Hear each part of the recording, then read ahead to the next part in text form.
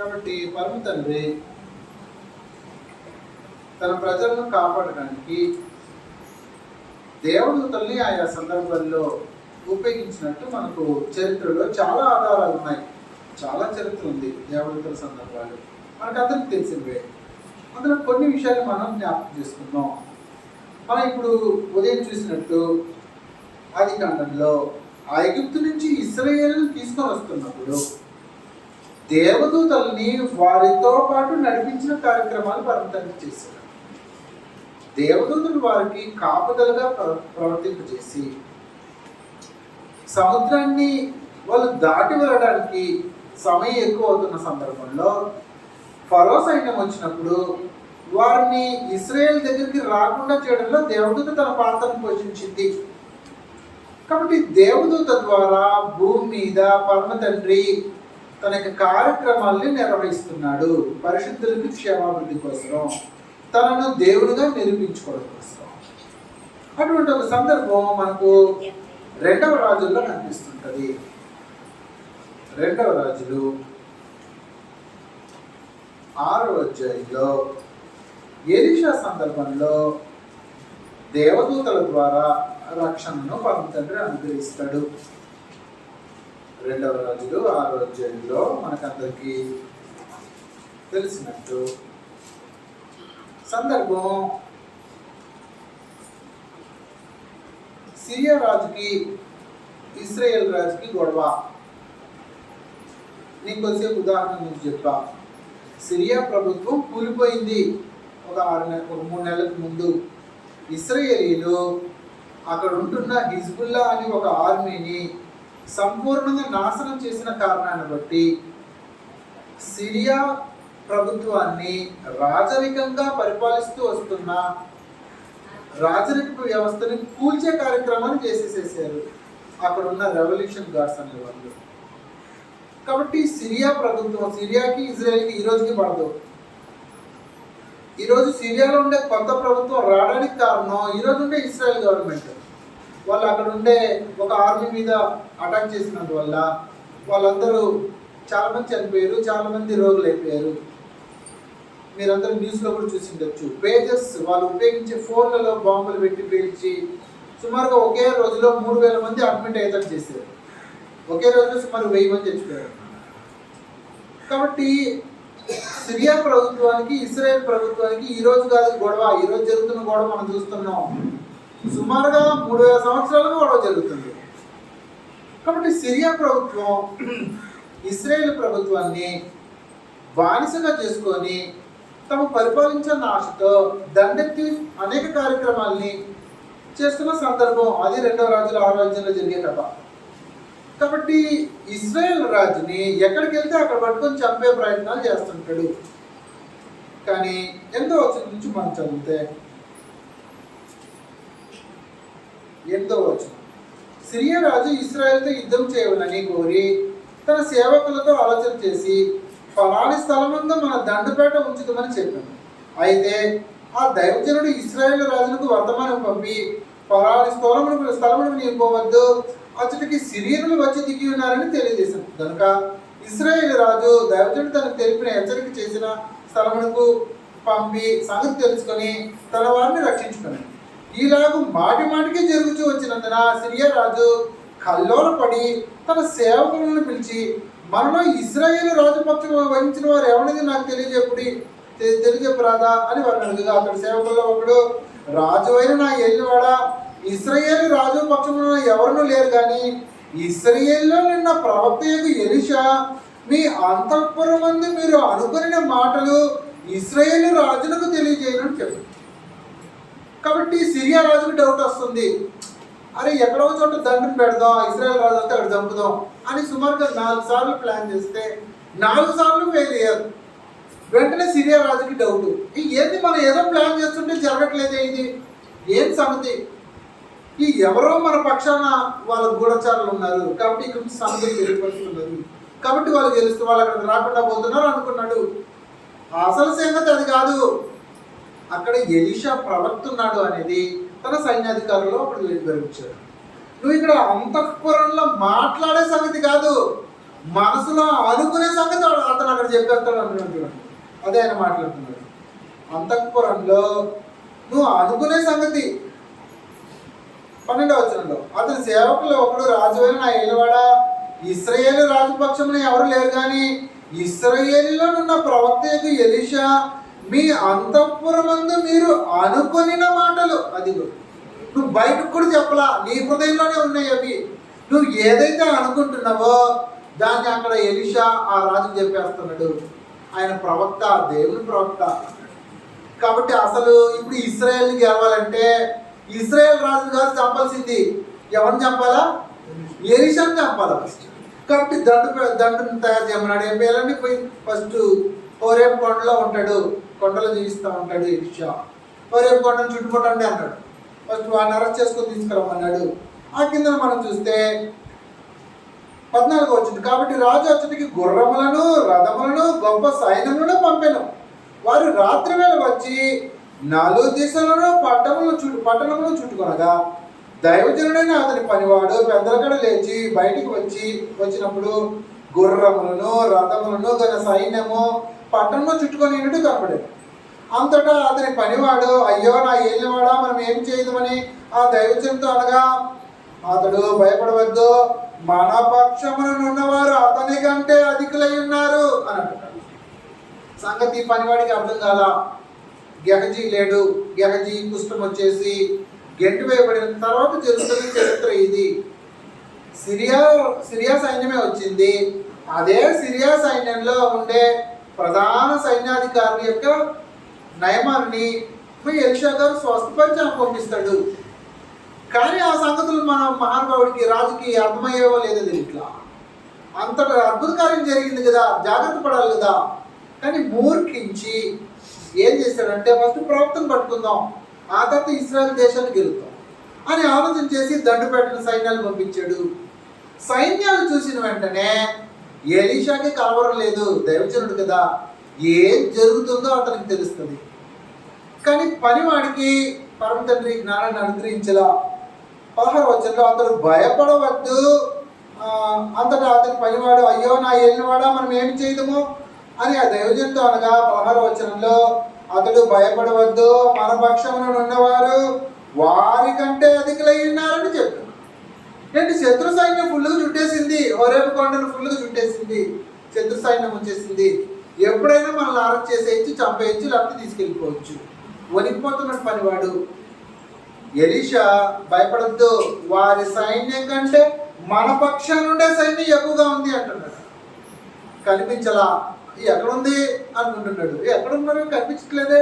వెంటనే 17 వచ్చాడు. యెహోవా వీడు చూచినట్లు దయచేసి వీడి కళ్ళను తెరవమని ఎలీషా ప్రార్థన చేయగా యెహోవా ఆ పనివాడి కళ్ళను తెరవ చేశాను కనుక వాడు ఎలీషా చుట్టూను పర్వతము, అగ్ని, గుర్రముల చేతను, రథముల చేతను నిండి చూచాను. కాబట్టి అగ్ని రథాలు ఉన్నాయంట, అగ్ని గుర్రాలు ఉన్నాయంట. ఎవరి పక్షాన? ఎలీషా పక్షాన సర్వలోక సైన్యాలు వచ్చేసేసాయి యుద్ధం చేయడానికి అవసరం.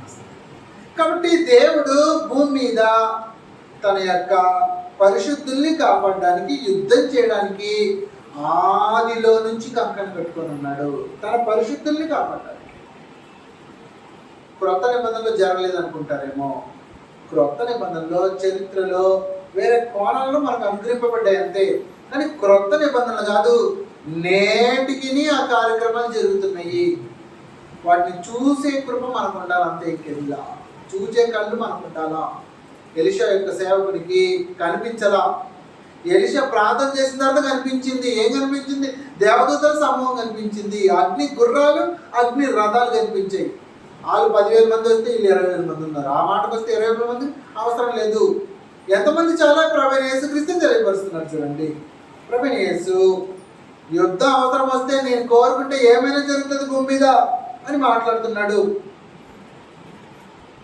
మత్తయి సువార్తలో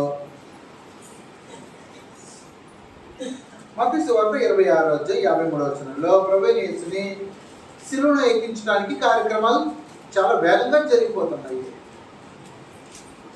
ఆ కార్యక్రమాలు ఇప్పుడు మత్తయి సువార్త 26వ అధ్యాయము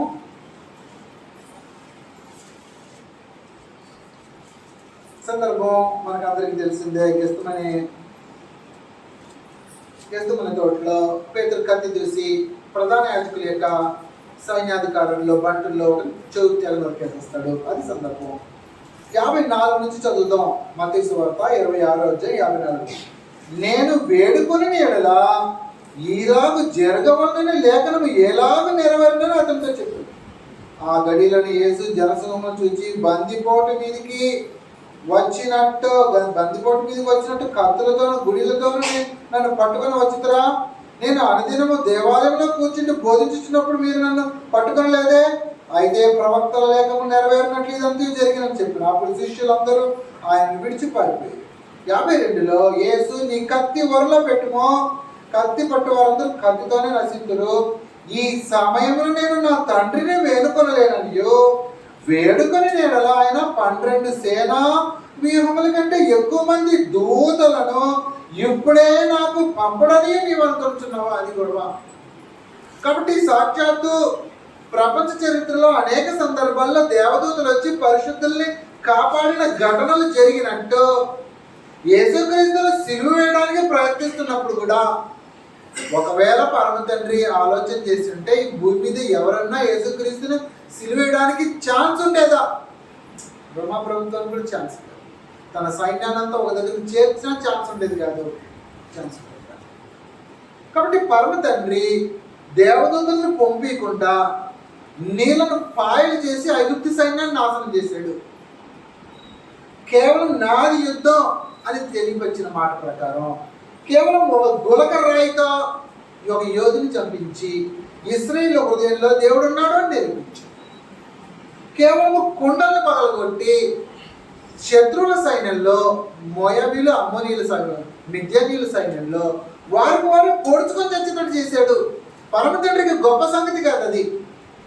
కాబట్టి నేను కోరుకుంటే 6,000 అంటున్నాడు. నేను కోరుకునే 12,000 సేనా వ్యూహముల కంటే ఎక్కువ మంది దేవదూతలను ఇప్పుడే నాకు పంపడని మీరు అనుకుంటున్నారా? ఈ భూలోకంలో గెలవాలంటే నాకు పెద్ద సంగతి కాదు. కానీ నేను అట్లా చేయట్లేదు. లేఖనం నెరవేరాలా, నేను సిలువ ఎక్కాలా, నా తండ్రి యొక్క సంకల్పం అది. దాన్ని జరిగించడానికి నేను శిరస్సు వహించి సిలువ ఎక్కుతున్నా. అది పరమ తండ్రి యొక్క సంకల్పాన్ని నెరవేర్చడానికి యేసుక్రీస్తు ప్రభు చేసింది. కాబట్టి సంగతి ఏంటంటే పరిశుద్ధుల్ని కాపాడడానికి దేవదూతలు తమ కార్యక్రమాల్ని నిర్వహిస్తున్నారు భూమి మీద. నేను ఈ లేఖనాలు చూస్తే మీకు ధైర్యం వచ్చేస్తుంది, లేకపోతే డౌట్ వస్తుంది. మనం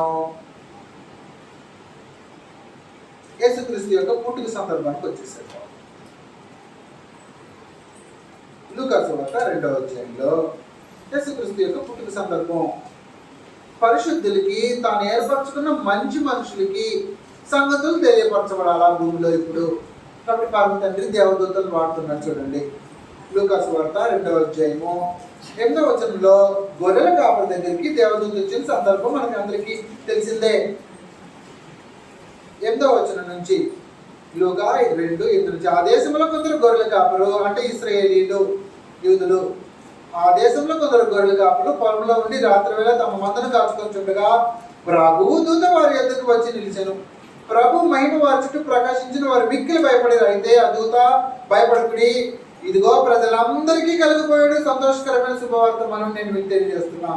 దావీదు పట్టణమందు నేడు రక్షకుడు మీ కొరకు పుట్టి ఉన్నాడు, ఆయన ప్రభువైన క్రీస్తు.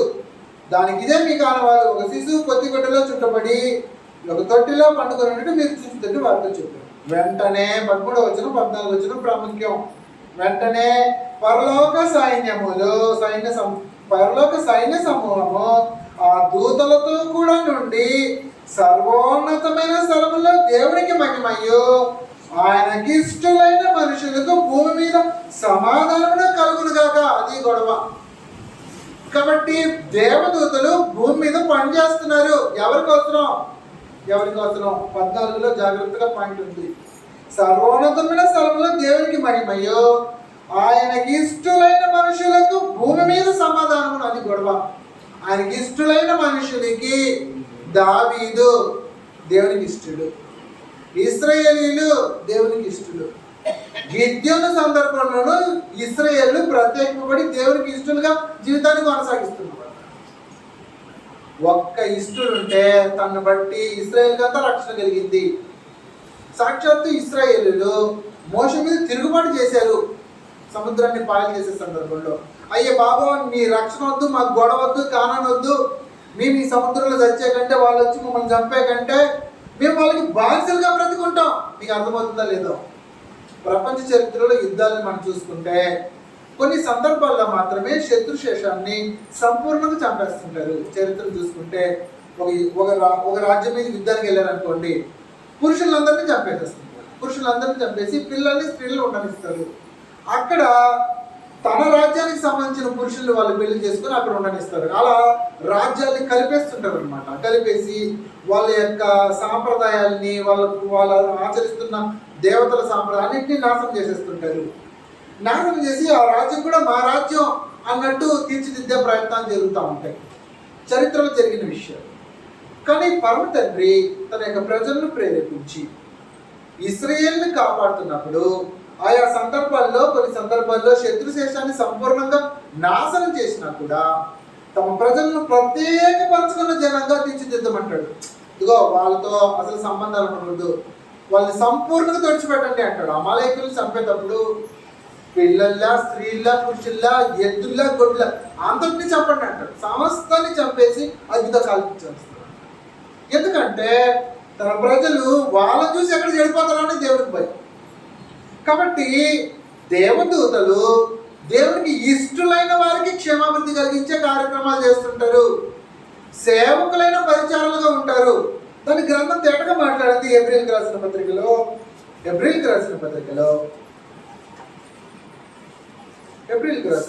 మొదటి అధ్యాయంలో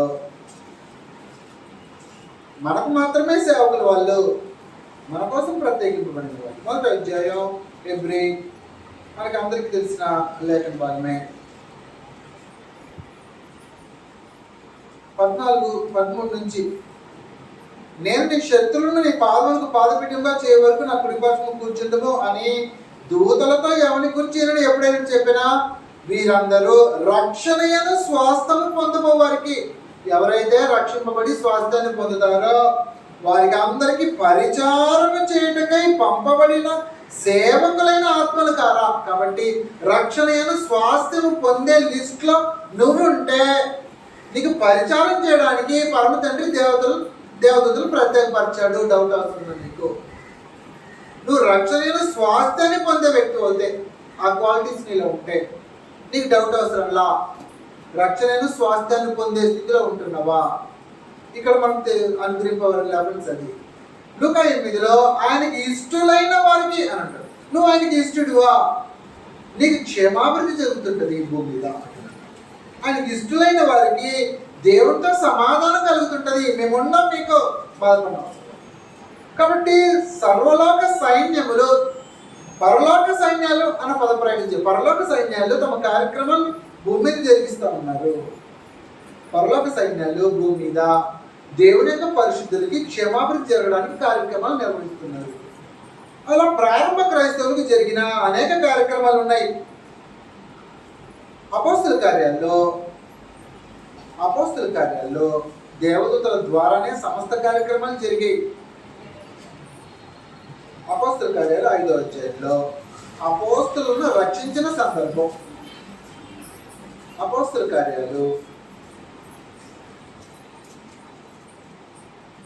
5వ అధ్యాయము 17వ వచనం నుంచి, ప్రధాన యాజకుడును అతనితో కూడా ఉన్న వారందరూ అనగా సద్దూకయ్యులు తెగవారు లేచి మస్తముతో నిండుకొని అపోస్తలులను బలాత్కారంగా పట్టుకొని పట్టణపు చెరసాలలో ఉంచిరి. అయితే ప్రభు దూత రాత్రి వేళ చెరసాల తలుపులు తీసి వారిని వెలుపలకు తీసుకొని వచ్చి, మీరు వెళ్ళి దేవాలయంలో నిలబడి ఈ జీవుని గురించి మాట్లాడి ప్రజలతో చెప్పాను. కాబట్టి అపోస్తలులు ప్రప్రదంగా ప్రధాన యాజకుల ద్వారా, మన భాషలో చెప్పుకోవాలంటే అరెస్ట్ చేయబడి నిర్బంధింపబడి చర్చల్లో వేయబడుతున్నారు. కాబట్టి విచారణ జరగల. రేపు ఉదయం జరుగుతుంది కార్యక్రమాలన్నీ. అంతకు ముందే దేవదూత దిగిపోయాడు.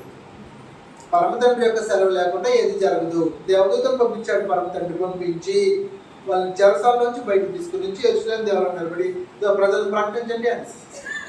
కాబట్టి అపోస్తలులను రక్షించడంలో దేవదూతల యొక్క సహాయం గుర్తుపెట్టుకోవాలి. పేతురుని కాపాడడం ఇంకా అద్భుతంగా ఉంటుంది. అపోస్తలైన పేతురుని అదే అపోస్తల కార్యాలు 12వ అధ్యాయంలో అద్భుతంగా ఉంటుంది. దేవదూత కాపాడిన సందర్భం మనకు అందరికీ తెలిసిందే. అపోస్తల కార్యాలు 12వ అధ్యాయము 7వ వచనం నుంచి.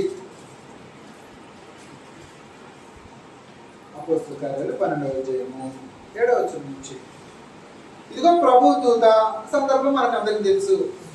సందర్భం మరణం సంభవించే పరిస్థితి. 12వ వచనంలో మొదటి నుండి మనం చూస్తే దాదాపు అదే కాలం ముందు రాజైన హేరోదు సంఘపు వారిలో కొందరిని బాధ పెట్టుటకు బలాత్కారంగా పట్టుకొని యోహాను సహోదరుని యాకోబును ఖడ్గంతో చంపించాడు. కాబట్టి యోహాను సహోదరుని యాకోబును చంపించేసేసాడు. ఇది యూదులకు ఇష్టమైన కార్యక్రమం తెలుసుకొని పేతురును కూడా పట్టుకొనేను. కాబట్టి పేతురును కూడా చంపించడానికి పట్టుకున్నాడు. అది సందర్భం. కాబట్టి 4వ వచనంలో అతను పట్టుకొని చెరసాల్లో వేయించి పస్కా పండుగని పిమ్మట ప్రజల వద్దకు అతని దేవులను ఉద్దేశించి అతనికి కావలించుకుని 4 చతుష్ట్రముల సైనికులను అతనికి అప్పగించాను. పేతురు చెరసాల్లో ఉంచబడిను. సంఘమైతే అతని కొరకు అత్యాశతో దేవునికి ప్రార్థన చేయించును. ఏ రోజు అతన్ని వెలుపలికి తీసుకొని రావాలని ఉండగా ఆ రాత్రి పేతురు 2 సంఘాలతో బంధింపబడి 2 సైనికుల మధ్య నిద్రించుచుండెను. మరియు కావలి వారు తలుపులు ఎదుట చెరసాలను కాచుకుంటుండెను. ఇదిగో ప్రభు దూత అతని దగ్గరికి నిలిచెను. అతడుండిన గదిలో వెలుగు ప్రకాశించెను. దూత పేతురు ప్రక్కన తట్టి త్వరగా లేమని చెప్పి అతని లేపగా సంఖ్యల్లో అతని చేతిలో నుండి ఊడి పడేను. అది గొడవ. కాబట్టి మనం పాత నిబంధనలో చూసిన ఆశ్చర్య కార్యక్రమాలు జరుగుతున్నాయి. దేవదూత వచ్చింది, పేతురుని తట్టి లేపింది. వదిలిపెడితే రేపు న్యాయ విమర్శ. యూదులు ఊరికే ఉంటారా? యేసుక్రీస్తునే సిలువేయమన్నారు. యాకోబును ఆల్రెడీ చంపించేశాడు. ఛాన్స్ దొరికితే పేతురు యొక్క తల కూడా తెగ నరకబడుతుంది. కాబట్టి పరమ తండ్రి జోక్యం చేసుకొని దేవదూతను పంపించి పేతురుని తట్టి లేపిన వెంటనే తన చేతుకున్న సంఖ్యలు తానుగా ఊడిపడిపోయాయి. దానికంటే ఆశ్చర్యం బయటకు వచ్చేటప్పుడు జరుగుతుంది. 7వ వచనం. ఇదిగో ప్రభు దూత 8. అప్పుడు దూత అతన్ని నీవు నడుము కొట్టుకుని చెప్పులు తొడుగుకొనమనెను. అతడు అలా చేసిన తర్వాత దూత పై వస్త్రం వేసుకొని నా వెంబడి రమ్మని అతను చెప్పాను. అతడు వెలుపలకు వచ్చి దూత వెంబడి వెళ్ళి దూత వల్ల జరిగినది నిజముగా జరిగినని గ్రహింపగా తనకు దర్శనం కలిగని అని అనుకున్నాను. మొదటి కావాలని 2వ కావాలని దాటి పట్టణమునికి పోవు ఇనుప గవని ఎందుకు వచ్చినప్పుడు దానంతటా అదే వారికి తెరుచుకోలేను. అది కదా ఆశ్చర్య కార్యక్రమం. అదే దానంతటా తెలుసుకుంటారు. సంఖ్యలో దానంతటా దానే పడిపోయాయి. తలుపు దానంతటా తాను తెలుసుకుంటుంది. దేవుని యొక్క కార్యక్రమాలు భూమి మీద జరుగుతున్న సందర్భాలు గ్రంథస్థం చేసి పరమ తండ్రి అనుగ్రహించాడు తనకు శక్తి సామర్థ్యాన్ని యుద్ధం గెలవటానికి. కాబట్టి పేదల్ని కాపాడటంలో దూత ద్వారా పరమ తండ్రి తన యొక్క శక్తిని ప్రదర్శించాడు. పేతురు ఆ తర్వాత కాపాడబడటం, తన యొక్క సువార్త ప్రయాణం కొనసాగించడం మనకు అందరికీ తెలిసిన సంగతే. అదేలాగా అపోస్తల కార్యాల్లో 27వ అధ్యాయంలో అపోస్తలైన పౌలును కాపాడిన సందర్భం ఉంది. అపోస్తల కార్యాలు 27. అపోస్తల కార్యాలు 27వ అధ్యాయంలో సందర్భం మనకు అందరికి తెలిసిందే. చక్రవర్తి దగ్గరికి తీసుకొని పోతున్నారు అపోస్తలైన పౌలుని. చక్రవర్తి దగ్గరికి నిలబడి సువార్త ప్రకటించాలా, అది సంకల్పం. కాబట్టి ఈ మార్గంలో పేతురుకి క్షమించండి అపోస్తలైన పౌలుకి సముద్రంలో ప్రాణహాని. పడవలో ఉండేవారు ఒకరు కూడా కాపాడబడ్డరు అన్న పరిస్థితి.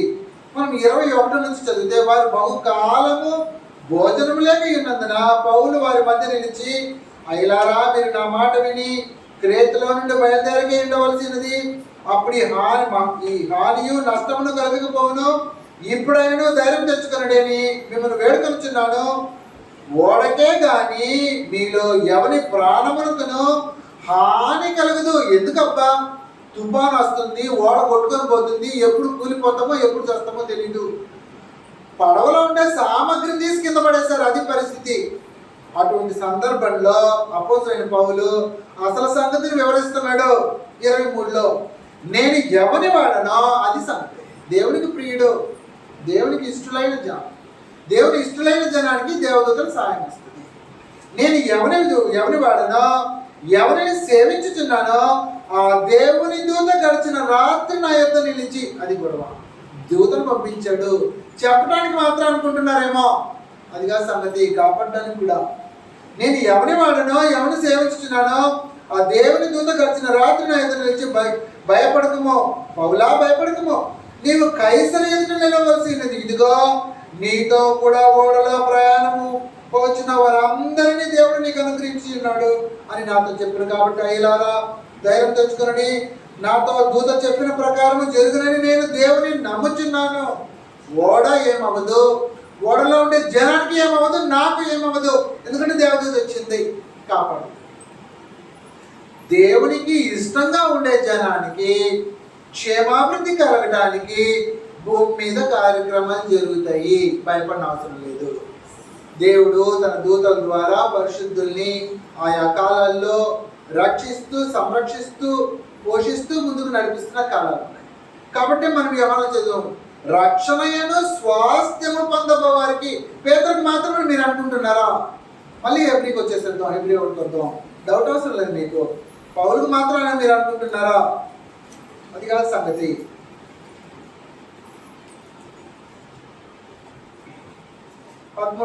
హెబ్రీ 13:14 అయితే నేను నీ శత్రువులు నీ పాదపీఠంగా వచ్చే వరకు నా కుడిపార్శ్వంలో కూర్చుని దూతలతో ఎవరు కూర్చుని ఎప్పుడైనా చెప్పినా, వీరందరూ రక్షణను స్వాస్థ్యం పొందబోవారికి పరిచారం చేయటకే పంపబడినవారు. కాబట్టి రక్షణను స్వాస్థ్యం అపోజిట్ పౌలు మాత్రం పొందడం.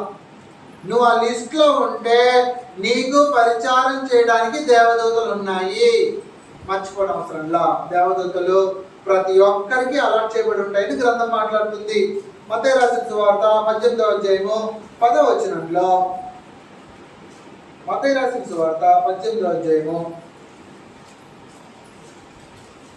10వ వచనంలో, ఈ చిన్న వారిలో ఒకరినైనా తృణీకరింపు కూడా తెచ్చుకొని వీరి దూతలు పరలోకమందున నా తండ్రి సముఖమును ఎల్లప్పుడూ పరలోకమందు చూస్తుంటారని మీతో చెప్తున్నాను. కాబట్టి దూతలు ప్రత్యేకింపబడి ఉన్నారు, డౌట్ అవసరం లేదు మీకు. దూతల ద్వారా పరమ తండ్రి భూమి మీద తన కార్యక్రమాన్ని చేస్తూ వస్తున్నాడు. మానవుడు పుట్టిన దగ్గర నుంచి ఆ మాటకు వస్తే ఇశ్రాయేలు యొక్క ఔన్నత్యము, గొప్పతనము ఆశ్చర్యంగా ఉంటుంది చుట్టుపక్కల ఉండే జనానికి. 1950 ప్రాంతాల్లో మొట్టమొదటిగా రెండవ ప్రపంచ యుద్ధం ముగింపు కాలాలవి. రెండవ ప్రపంచం ముగింపు కాలాల్లో రెండవ ప్రపంచ యుద్ధాన్ని గెలిచిన బ్రిటిష్, అమెరికా, ఫ్రాన్స్, ఇంకొక 2-3 వాళ్ళ పక్షాన్ని నిలబడిన కొన్ని దేశాలు ఉన్నాయి.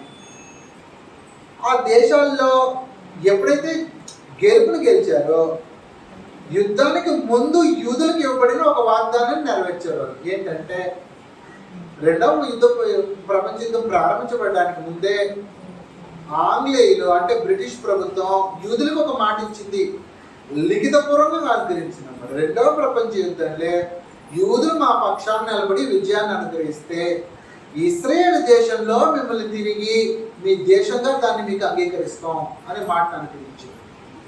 పరమ తండ్రి తన సంకల్ప ప్రకారం సుమారుగా 1900 సంవత్సరాలు ఇశ్రాయేల్ని చెదరగొట్టుకున్న కార్యక్రమాలు పూర్తయిన తర్వాత తిరిగి ఇప్పుడు చేర్చవలసిన కాలం ఆసన్నమైంది. కాబట్టి పరమ తండ్రి అనుగ్రహిస్తే జరిగిన కార్యక్రమం అది. కాబట్టి ఇశ్రాయేలీలు రెండవ ప్రపంచ యుద్ధంలో సహాయం ద్వారా వాళ్ళు ఎవరికైతే అనుకూలంగా ఉన్నారో ఆ రాజ్యాలు గెలవటం, ఆ రాజ్యాల్లోకి బ్రిటిష్ ప్రభుత్వం చలామణి చేయటం, ఓటమన్ ప్రభుత్వం ఆధీనంలో ఉన్న ఇశ్రాయేల్ దేశాన్ని ఇశ్రాయేల్కి అప్పగించే కార్యక్రమాలు జరిగిపోయాయి. కాబట్టి దాని యొక్క ఔన్నత్య స్థితి ఎలా ఉంటుందంటే దానికి మేము ఒప్పుకోము అన్నారు చుట్టుపక్కల ఉన్న దేశాలు. ఐగుప్తి, ఆపోజిట్లో ఉండే జోర్దాన్ అంటారు ఈరోజు దాన్ని, జోర్దాను, పక్కన ఉండే లెబనాను, అటుపక్క ఉండే సిరియా దేశాలు, దానికి ఇరాన్ కూడా సపోర్ట్. సుమారుగా 5 దేశాలు ఒకేసారి మూకుమ్మడిగా యుద్ధానికి వచ్చింది. కేవలం 12 రోజుల్లో 5 దేశాలను గెలిచేశాయి ఇశ్రాయేల్. ఆ రోజు ఏర్పడిన ఒప్పందం ఈ రోజుకి ఆ చుట్టుపక్కల ఉండే ఏ దేశాలు యుద్ధానికి వెళ్ళి భయపడుతున్నాయి, ఒక ఇరాన్ తప్పితే. ఇరాన్ కూడా దొంగదారిలో ఇస్రాయేల్ని గెలవాలని ప్రయత్నాలు చేస్తాను తప్పితే డైరెక్ట్గా యుద్ధానికి సిద్ధపడట్లా, భయపడిపోతుంది. ఎందుకు చెప్తున్నానంటే ఇశ్రాయేలీల్లో ఉన్న గొప్పతనం అటువంటిది. పరమ తండ్రి కనుకరించి అనుగ్రహించాడు.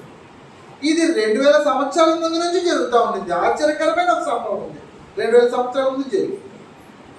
మనకు అది మత్తయి రాసిన సువార్తలో, లేకపోతే యోహాను రాసిన సువార్త తీసుకున్నాం. మత్తయి సమయం సరిపోదు, మనకు అయిపోయిన సమయం. యోహాను రాసిన సువార్త 5వ అధ్యాయంలో ఒక ఆశ్చర్యమైన కార్యక్రమం జరుగుతుంది.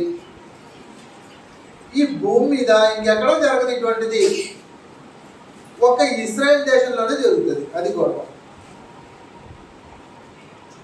యోహాను రాసిన సువార్త 5వ అధ్యాయము మొదటి వచ్చిన తర్వాత యూదుల పండుగ ఒకటి వచ్చిన కనుక యేసు యెరూషలేముకి వెళ్ళాడు. యెరూషలేములో గొర్రెల ద్వారం దగ్గర హెబ్రీ భాషలో బెతస్తా అనబడిన ఒక కోనేరు కలదు. దానికి 5 మంటపములు కలవు. ఆయా సమయములలో దేవదూతలు కోనేటిలో దిగి నీళ్లు కదిలించుట కలదు. నీరు కదిలింపబడిన పిమ్మట మొదట ఎవడు దిగినో వాడి ఎట్టి వ్యాధి గలవాడైనను బాగుపడను. గనుక ఆ మంటపంలో రోగులు, గుడ్డివారు, కుంటివారు, ఊచకాలు ఊచి చేతులు గలవారు గుంపులుగా పడి ఉండిరి. అక్కడ 38 ఏళ్ల నుండి వ్యాధి గల ఒకడు మనుషుడుండెను. యేసు వాడు పడి చూచి, వాడు అప్పటి కాలం బహుకాలము నుండి ఆ స్థితిలో పడి ఉన్నాడని ఎరిగి స్వస్థపడగోరుచున్నావా అని అడిగాడట. 38 సంవత్సరాలు. యేసుక్రీస్తు కంటే పెద్దోడు. కాబట్టి అప్పటి అంటే మనం ఈ చరిత్ర చదివే దగ్గరికి దానికి ముందు 38 సంవత్సరాల నుంచి ఆ కార్యక్రమం జరుగుతుంది. ఏంటంటే కోనేరు ఉంది, బెతస్తా, 5 మంటపాల మంటపం ఉంటుంది. ఎందుకు మంటపాలు కట్టే? మంటపాల నుంచి కోనేరు పెట్టారంటే ఆ సమయంలో దేవదూత వస్తుంది, నీళ్ళని కదుపుతుంది. నీళ్ళని కదిపినప్పుడు ఎవరు ఫస్ట్ దిగుతారో వాళ్ళకి ఏ రోగం ఉన్నా బాగైపోతుంది. ఆశ్చర్యకరమైన విషయం. ఒకవేళ ఈ రోజుల్లో అటువంటిది జరిగేటట్టుంటే భూప్రపంచంలో ఉన్న ప్రతి ఒక్క న్యూస్ ఛానల్ అక్కడ పర్మనెంట్ స్టూడియో పెట్టేసేది. పర్మనెంట్ స్టూడియో పెట్టి దేవదూత వచ్చి కదిలించేదాన్ని వీడియో తీసి న్యూస్ ఛానల్ వేసేవారు. ఈరోజు అటువంటి ప్రాపగండా జరగకపోయినా ఒకప్పుడు ప్రపంచానికి తెలిసి ఇశ్రాయేల్ యొక్క ఉన్నత స్థితి అంటే దేవుడు తన పక్షాన్ని ఏర్పరచుకున్న వాళ్ళ జనాలకి జరిగిస్తున్న అద్భుత కార్యాలు అటువంటివి ఎలా జరిగించాడంటే దేవదూతల ద్వారా జరిగించాడు. తన ప్రజలకు క్షమాభివృద్ధి కలిగించడానికి, తానే నిజమైన దేవుడని భూప్రపంచంలో ప్రకటింపబడటానికి కార్యక్రమాలను నెరవేర్చుకుంటూ ముందుకెళ్తున్నాడు. కాబట్టి నువ్వు దేవునికి ఇష్టడువు అయితే అది కండిషన్. నువ్వు దేవునికి ఇష్టడువా పరీక్షించుకోవాల్సిన అవసరం. నువ్వు దేవునికి ఇష్టడు అయితే ఆయన సహాయం నీకు వస్తుంటుంది. దేవదూతల ద్వారా సహాయం వస్తుంది. దేవదూతల ద్వారానే రావాలని అవసరం లేదు. ఆయన ఎవరినైనా వాడుకుంటాడు. ఆ మాటకు వస్తే రోమీయులకు రాసిన పత్రికలో ఈ లోకంలో ఉండే అధికారులు కూడా నా సేవకులే అన్నాడు ఆయన. అందుకే వాళ్ళను కూడా వాడతాడు. రోమీయులకు రాసిన పత్రిక 13వ అధ్యాయంలో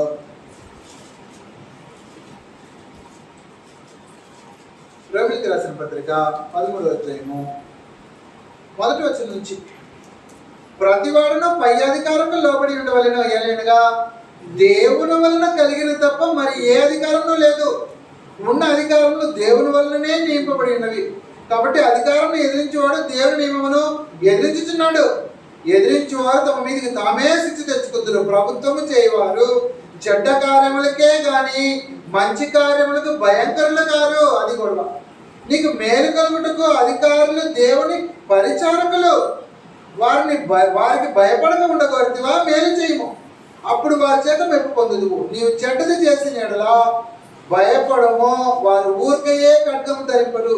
కీడు చేయ వారి మీద ఆగ్రహము చూపుటకై వారు ప్రతీకారం చేయి దేవుని పరిచారకులు అంటారు. కాబట్టి దేవతలు కాదు, లోకంలో ఉండే మనుషులు కూడా నేను వాడతాను. నా సంబంధి కాకుండా అధికారంలో ఉండే మనుషులు కూడా నేను వాడతాను. నేను నియమించే అధికారాలు అంటున్నాడు ఆయన. ఆశ్చర్యం వేస్తుంది. నిజమా అనిపిస్తుంటుంది కొన్నిసార్లు. కొన్ని ఉదాహరణలు చెప్తే మీకు బాగా అర్థమైపోతుంది. మనకు తెలిసిన ఒక ప్రాంతం ఉంది, కాకినాడలో ఒక ప్రాంతం ఉంది.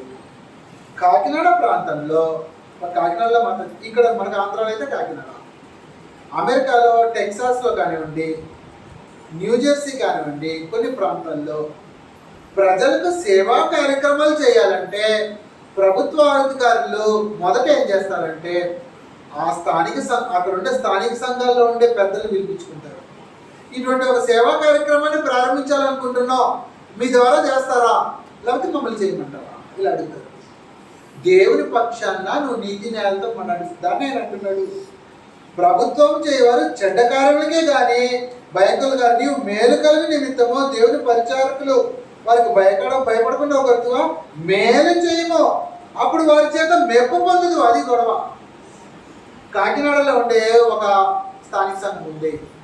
అక్కడ ఉండే కలెక్టరు ఆ ప్రాంతంలో ఏదైనా కార్యక్రమాలు జరగాలంటే క్రీస్తు సంఘ సభ్యులతో మాట్లాడుతుంటారు. ఆశ్చర్యం వేస్తుంటుంది.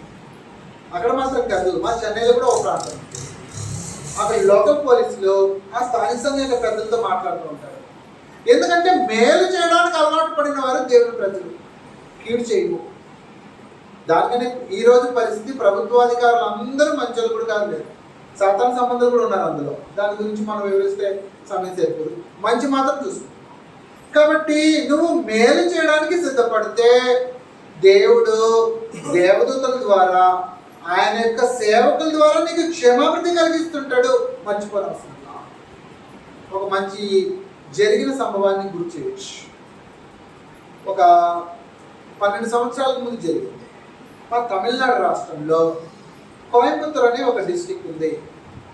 Coimbatore district very sensitive district అంటారు. ఓపెన్ ప్లేసెస్లో సువార్త ప్రకటించడానికి కానీ పత్రికలు పంచడానికి అనుమతి ఇవ్వరన్నమాట. అక్కడ సంగతులు తెలియకుండా మా స్థానిక సంఘంలో ఉంటే ఒక సహోదరుడు అక్కడ ఇరుక్కున్నాడు. అప్పుడు ఇంకా స్థానిక సంఘంలోకి ప్రవేశించలా, కానీ భక్తి జీవితంలో గీత దాటకుండా జీవించిన వ్యక్తి. సువార్త ప్రకటన కోసం వెళ్ళారు. సువార్త ప్రకటిస్తున్నారు ఆ ప్రాంతాల్లో. వాళ్ళకి తెలియదు కోయంబత్తూరులో అలా చేయకూడదు అని చెప్పి. అక్కడున్న హిందూకి సంబంధించిన కొంతమంది, వేరే మత శాఖలకు సంబంధించిన వాళ్ళు, మీరు కొత్తగా వచ్చారా, ఎక్కడి నుంచి వచ్చారు, మేము చెన్నై నుంచి వచ్చాం, మీకు సంగతులు తెలియట్లేదు, ఇక్కడ ఇలా చేయకూడదు. మూడు తెగల్లోనూ తొడలు వస్తుంటాయి. తమిళనాడు రాష్ట్రంలో మత కొల్లాలు జరిగే ఒకే ఒక ప్రాంతం కోయంబత్తూరు మాత్రమే. గడిచిన 3 సంవత్సరాల ముందు కూడా బాంబు పేలింది. ఏమంటే బయటికి రాలా, గ్యాస్ పేలింది, మూసేసేసారు పోలీసులు కేసు. కాబట్టి మనుషులు ఏం చేశారంటే సువార్త ప్రకటిస్తుంటే పట్టుకొని స్త్రీలు పురుషులు అంతా సుమారు 70 మంది, అందరు వయసైన వాళ్ళు ఉన్నారు. కొంతమందికి తెలియదు, ఎందుకంటే ఆంధ్ర నుంచి వచ్చిన వాళ్ళు కొంతమంది, అక్కడ చెన్నైలో మా దగ్గర నుంచి వాళ్ళతో కలుసుకొని పోయిన వాళ్ళు కొంతమంది. కాబట్టి పోలీస్ స్టేషన్ తీసుకెళ్ళిపోయారు. పోలీసులు చూశారు. పోలీసులు చూస్తే విడిచిపెట్టండి, ఏదో తెలియకుండా చేశారు, వదిలిపెట్టండి పోనీ అంటే ఒప్పుకోట్లా, కేసు వేయాల్సిందే అని మంకు పట్టుబడితే ఆ అధికారులు ఏం చేశారంటే అందరి మీద కేసు పెట్టలా, కనికరించి ఏం చేశారు పాపం, వాళ్ళు దేవుడు ప్రకటించుకుంటున్నారు అంతే కదా, అందరినీ విడిచిపెట్టేసేసి యవ్వనులుగా ఉండే 2 మీద మాత్రమే కేసు పెట్టారు. దాంట్లో ఒక అబ్బాయి మా స్థానిక సంస్థ. ఎందుకు చెప్తున్నానంటే అధికారుల్ని దేవుడు ఎలా వాడతాడో మీకు తెలుస్తుంది పూర్తిగా వింటే. పోలీస్ స్టేషన్లో ఉండే అధికారులు దేవుడి పక్షాన కార్యక్రమాలు జరిగించారు. స్త్రీలను, పిల్లల్ని, వృద్ధుల్ని అందరినీ బస్సును పోనిచ్చేసేసారు. వెళ్ళిపోండి వాళ్ళు అటు వెళ్ళినా కేసు పెట్టేస్తామని జైల్లోకి వేసారు. 2 వాళ్ళందరూ వెళ్ళిపోయారు భోజనం చేసి వస్తామని. వాళ్ళు వచ్చే లోపల బస్సును పంపించేసేస్తారు. 2 మాత్రం పెట్టుకున్నారు. ఆ తర్వాత వాళ్ళు వస్తే వీళ్ళని వేద్దాం లేకపోతే వచ్చి పెడతాం అనుకున్నట్టే వచ్చారు. వస్తే సరే వీళ్ళిద్దరు రిమాండ్ చేద్దామని రిమాండ్ చేసేసేసారు. రిమాండ్ చేయడానికి కోర్టుకి వెళ్తే అక్కడ ఆశ్చర్యకరమైన విషయం, కోర్టులో ఉండే క్లర్క్ కోర్టు ప్రొసీడింగ్ చేసేటప్పుడు తిరిగి కోర్టుకు రాకుండా చేసేటట్టు సెక్షన్స్ మార్చేసేసారు. పోలీస్ చేసిన సెక్షన్స్ మార్చేసేసారు. అద్భుతంగా కార్యక్రమం చేశారు. దానికంటే ఆశ్చర్యం, కోర్టు ప్రొసీడింగ్స్ అయిపోయింది, జడ్జి రిమాండ్ చెప్పేసేసాడు. రిమాండ్ తీసుకోవడానికి ముందు అతనికి ఒక 40 సంవత్సరాలు ఉంటుంది, క్రైస్తవుడు. వచ్చి 2 మీద పడి ఏడుస్తున్నాడు, గుక్కుపడి ఏడుస్తున్నాడు. అయ్యో సువార్త ప్రకటించడానికి వచ్చారు కదా పిల్లలు. కాబట్టి గవర్నమెంట్ అధికారి దేవుని పక్షాన కార్యక్రమాలు జరిగించాడు. ఆ కేసు జరిగి ఈరోజు 12 సంవత్సరాలు అవుతుంది. తిరిగి ఎప్పుడు ఆ సహోదరులు తిరిగి ఇంకా కోర్టుకు వెళ్ళవలసిన పరిస్థితి రావా. కాబట్టి నువ్వు దేవుని పక్షాన నీతి న్యాయాలతో నిలబడితే, నీకు అపోజిట్ పౌలుకు వచ్చినట్టు ప్రాణహాని వస్తే నీకు ఇబ్బంది ఉండదు. గుర్తుపెట్టుకో, దేవదూత ద్వారా కార్యక్రమాలు జరిగిస్తాడు పరమ తండ్రి. నీకు భయం అవసరం లేదు. నువ్వు చెరసాలకు వెళ్ళవలసిన అవసరం వస్తే, నీకు ద్వారం తెరుపడే కార్యక్రమం ఆశ్చర్యంగా జరగకపోయినా నీకు ఎటువంటి కష్టం లేకుండా ఆశ్చర్యం వేసింది. ఆ సందర్భంలో నాకు బాగా గుర్తుంది. నేను చెన్నైలో ఉన్నా. మాకు కోయంబత్తూరులో ఎవరు తెలీదు. కేవలము క్రైస్తవులు, క్రీస్తు సంబంధించిన వాళ్ళు అని సహాయం చేయడానికి కోర్టుకు సంబంధించిన అడ్వకేట్స్ కూడా వచ్చేసి మేము అక్కడ బయలుదేరి వెళ్ళవలసిన పనే లేకుండా కేవలం 2 రోజుల్లో వాళ్ళు బయటకు తీసుకుని వచ్చి క్షేమంగా చెన్నైకి ఎక్కి పంపించారు. కాబట్టి పరమ తండ్రి ఈ కాలంలో కూడా తన యొక్క కార్యక్రమాలు ఆయా పరిస్థితుల్లో నిర్వహిస్తూ వస్తుంటాడు.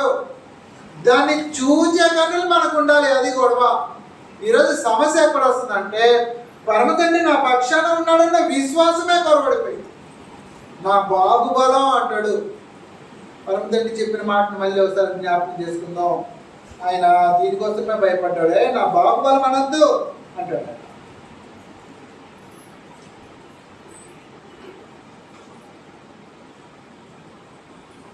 న్యాయాధిపతులు 7వ అధ్యాయంలో ఉదయం మనం చదువుకున్నట్టు 2వ వచనంలో, న్యాయాధిపతులు 7వ అధ్యాయము 2వ వచనంలో, యెహోవా నీతో నున్న జనులు ఎక్కువ మంది, నేను వారి చేతికి మిద్యానీయులను అప్పగింపదగదు. ఇశ్రాయేలీయులు నా బాహుబలము నాకు రక్షణ కలుగజేసిన అనుకొని నా మీద అతిశయింతురేమో అంటున్నాడు. అది గొడవ. నీ బాహుబలం నమ్ముకున్నాడు, నాకు అవసరంలా అంటాడు. నన్ను నమ్ముకునేవాడు నాకు కావాలంటాడు. నాకు ఇష్టడుగా ఉండే మనిషి కావాలి నాకు, అప్పుడు చేస్తాను ఈ కార్యక్రమాలు. కాబట్టి తిరిగి మనం మత్తయి సువార్తకు వచ్చేసేస్తే, ఆయన ఇష్టలైన ప్రజలకు ఒక ప్రజలు క్షమించండి. లూకా సువార్త 2వ అధ్యాయము 13వ వచనంలో, వెంటనే పరలోక సైన్యము అంటాడు. లూకా రాసిన సువార్త 2వ అధ్యాయము 13వ వచనంలో, లూకా రాసిన సువార్త 2వ అధ్యాయము 13వ వచనం, వెంటనే పరలోక సైన్య సమూహములు ఆ దూతలతో కూడా నుండి సర్వోన్నతమైన స్థలములో దేవునికి మహిమయు, ఆయనకి ఇష్టలైన మనుషులకు భూమి మీద సమాధానము. అది కూడా. కాబట్టి నువ్వు ఆయనకి ఇష్టడుగా ఉంటే పరమ తండ్రి ఆయన సేవకుల్ని వాడుకుంటాడు, ప్రభుత్వాధికారులను వాడుకుంటాడు, దేవదూతలను వాడుకుంటాడు. దేవదూతలు ఆ ప్రకృతిని వాడుకుంటాడు. ప్రకృతితో వరదలు వస్తున్నాయి, వర్షం వస్తుంది, తుఫాన్ వచ్చింది, ఓడ మునిగిపోవాలా? ఓడ మునిగిపోదు, అంతే కదా. దాన్ని ఆయన హెబ్రీ మళ్ళీ చదివితే మీకు బాగా అర్థమవుతుంది. మళ్ళీ హెబ్రీకి వచ్చేసేద్దాం 1వ అధ్యాయంలో. కాబట్టి ఇప్పుడు అపోజిట్ పౌలు ఓడ ప్రయాణం చేస్తున్నాడు. తుఫాన్ వచ్చింది, ఓడ మునిగిపోవాలా? యాక్చువల్గా అయితే ఓడ బద్దలైపోవాలా? బద్దలైపోతుందేమో అని భయపడి లోపల సరుకునంతా సముద్రంలో పాడేసి బద్దలైపోవాల్సిన ఓడ బద్దలైపోవాలి. ఎందుకు బద్దలవ్వాలా? ఎందుకు అవ్వలేదంటే ఇదే సంగతి. మొదటి హెబ్రీ 1:13-14 అయితే నేను నా శత్రువులను పాదపీఠం చివరికి నా కుడి పక్షం కూర్చుమని దూతలతో ఏమిటని చెప్పినా, మీరందరూ రక్షణ అయిన స్వాస్థ్యం పొందబోవారికి పరిచారము చేయుటకై పంపబడిన సేవకులైన ఆత్మలు. ఎవరు? దేవదూతలు. అంటే దేవదూతలు మాత్రం ఆలోచన చేస్తున్నారా? ప్రకృతి కూడా అని గ్రంథం మాట్లాడుతుంది.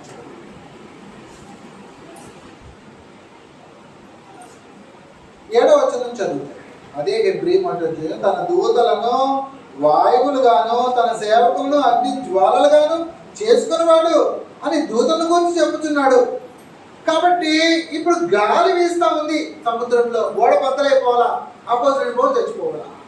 గాలికి ఆజ్ఞ, దేవదూతకు ఆజ్ఞ. అది తన దూతలను వాయువులుగాను అగ్ని జ్వాలలుగాను చేసుకున్నాడు. ప్రకృతి ద్వారా పరమ తండ్రి నిన్ను రక్షిస్తాడు, దేవదూతల ద్వారా రక్షిస్తాడు, ప్రభుత్వాధికారుల ద్వారా రక్షిస్తాడు. ఆయన ఎలా రక్షిస్తాడో తెలుసు. కొండ పగలగొట్టి రక్షిస్తాడు, వడిసలతో రక్షిస్తాడు, రాయితో రక్షిస్తాడు. కత్తి ఉంటే ఆయన ఎలా నువ్వు ఊరికే నిలబడుకుంటే సముద్రాన్ని పాయలు చేసైనా రక్షిస్తాడు. రక్షణకు నువ్వు యోగ్యుడువా, నువ్వు ఆలోచన చేసుకోవాలా. నీవు ఆయనకి ప్రియుడివా, అది ఆలోచన చేసుకోవాలి. ఆయనకి ఇష్టడుగా ఉంటే నీకు రక్షణ వస్తుంది. ఇష్టడుగా ఉండాలంటే ఏం చేయాలా, అది గొడవ. ఇప్పుడు ఆయనకి ఇష్టలుగా ఉండాలంటే, ఇష్టలు అంటే ఎవరో గ్రంథం చూసుకొని ముగించుకుందాం, సమయం అయిపోతుంది. సామెతలు రాసిన పత్రిక సామెతల గ్రంథం 11వ అధ్యాయం 20వ వచనంలో ఎవరి ఇష్టలు గ్రంథం మాట్లాడుతుంది. సామెతల గ్రంథం 11వ అధ్యాయం 20వ వచనం, మూర్ఖ చిత్తులు యెహోవాకు హేయులు. సామెతల గ్రంథం 11వ అధ్యాయం 20వ వచనం, మూర్ఖ చిత్తులు యెహోవాకు హేయులు, యథార్థంగా ప్రవర్తించే వారికి ఆయనకి ఇష్టలు. అది గొడవ. యథార్థ హృదయం కావాలి దేవునికి, యథార్థ హృదయం కావాలి.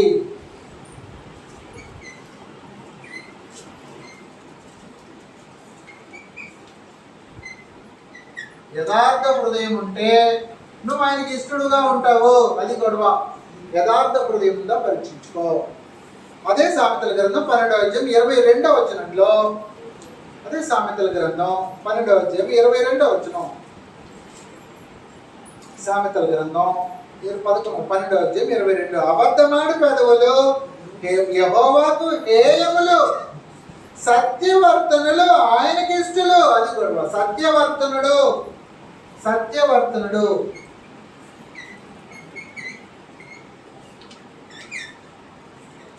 నువ్వు సత్యవర్తనుడుగా ఉన్నావా చూసుకో. సత్యవర్తనుడు అయితే దేవునికి ఇష్టడు. వానికి సహాయం వస్తుంది, దేవతల ద్వారా సహాయం వస్తుంది, ప్రకృతి ద్వారా సహాయం వస్తుంది, దేవుని యొక్క సేవకులు ప్రభుత్వాధికారుల ద్వారా సహాయం వస్తుంది. డౌట్ అవసరం లేదు మనకు. కాబట్టి కొరింథీయులకు రాసిన ప్రకారము చెడ్డవాటిని ఆశించకుండా ఉండే వారికి సహాయం వస్తుంది. కొరింథీయులకు రాసిన మొదటి పత్రిక వివరిస్తే సమయం సరిపోదు. 1 కొరింథీ 10వ అధ్యాయము 5-6 వచనాల్లో, దేవునికి ఇష్టలుగా ఉండాలంటే పాపం చేయకుండా ఉండాలి, అది సందర్భం. 1 కొరింథీ 10వ అధ్యాయము మనకందరికి తెలిసినట్టే.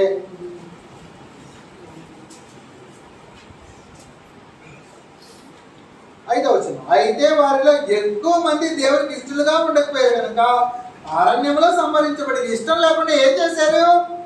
వారు ఆశించిన ప్రకారం మనము చెడ్డవాటిని ఆశింపకున్నట్లు ఈ సంగతులు మనకు దృష్టాంతంగా ఉన్నాయి. ఎప్పుడు జరిగింది? ఐగుప్తు నుంచి వచ్చినప్పుడు జరిగింది. ఇప్పుడు మనకు డెమో పెడుతున్నాడు.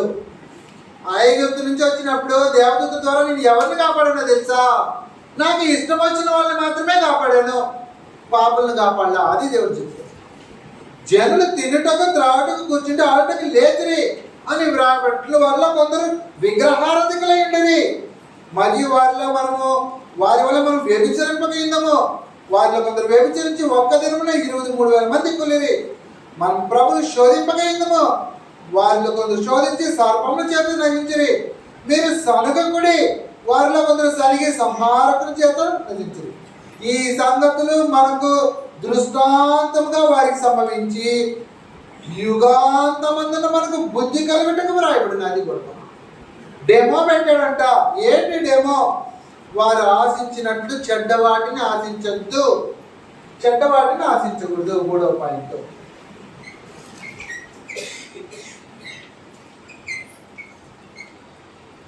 చెడ్డవాటిని ఆశించక.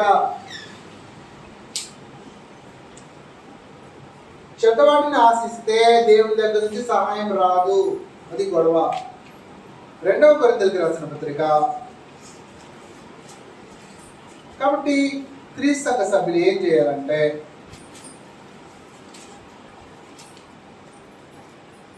క్రీస్తు సంఘ సభ్యులు ఏం చేయాలంటే 2వ కొరింథీయులకు రాసిన పత్రిక 5వ అధ్యాయంలో మన యొక్క అంతం దగ్గరకు వస్తుంది. అది భూలోకం అంతం కావచ్చు, లేకపోతే నీ అంతం కావచ్చు. కాబట్టి దాని మీద మనసు పెట్టు అని గ్రంథం మాట్లాడుతుంది. 2వ కొరింథీ 5వ అధ్యాయం, భూమి మీద మన గుడారమైన ఈ నివాసము శిథిలమైపోయినను చేతి పని కాక దేవుని చేత కట్టబడియో నిత్యమైన నివాసం పరలోకమందు మనకున్నదని ఎరుగుదము. మనము దిగంబరులకు కాక వస్త్రము ధరించుకున్న వాళ్ళుగా కనబడుతుంది. కాబట్టి పరలోకం నుండి వచ్చి మన నివాసము దీనిపైన ధరించుకొని అపేక్షించు దీనిలో మూలుగుచున్నాము.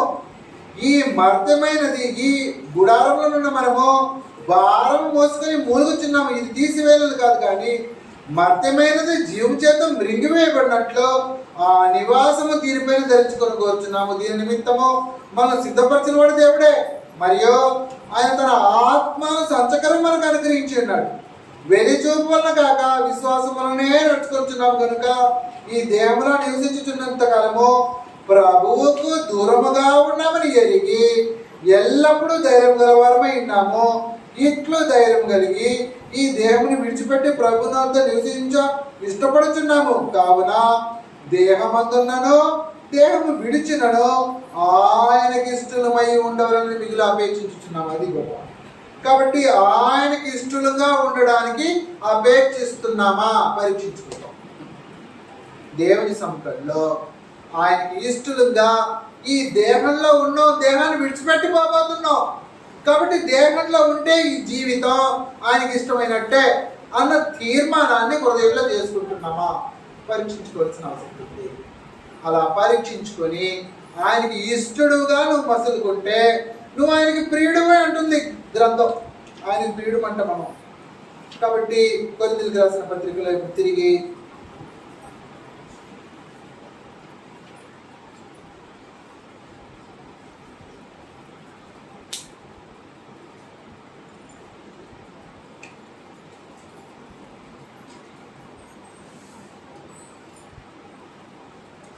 క్షమించండి, రోమిలకు రాసిన పత్రిక ముగించేసుకున్నాం.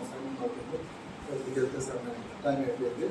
ఎఫ్ఎస్సీలకు రాసిన పత్రిక 5వ అధ్యాయంలో ఎఫ్ఎస్సీ 5 ముగించేసుకున్నాం.